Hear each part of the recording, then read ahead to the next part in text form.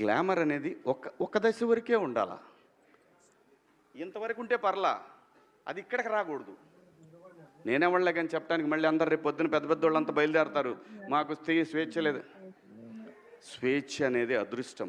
ఆ స్వేచ్ఛని కోల్పోవద్దు. మన గౌరవం ఎప్పుడు పెరుగుద్దంటే మన వేష భాషల నుంచే మన గౌరవం పెరిగిద్ది. అందులో ప్రపంచ వేదికల మీదైనా సరే చీర కట్టుకున్న వాళ్ళకే విశ్వసుందర కిరీటాలు వచ్చినాయి. Thank you so much. ఇప్పుడు డ్రెస్సెస్ అనేవి చాలా పర్సనల్, అంటే ఇట్స్ ఫ్యాషన్. ఎవరికి ఏది నప్పితే అది వేసుకోవాలి.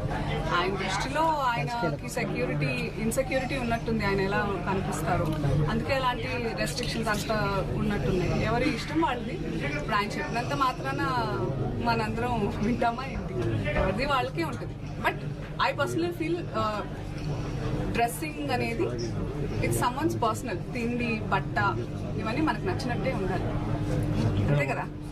మన కంఫర్ట్, మన ఇష్టం.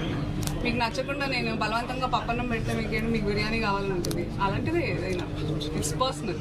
సో ఇట్స్ అన్ఫార్చునేట్ దట్ ఆయన ఐ ఫీల్స్, అంటే నేను సింపథైజ్ చేస్తున్నాను ఆయన మీద, దట్ ఆ మైండ్ సెట్ పాపం.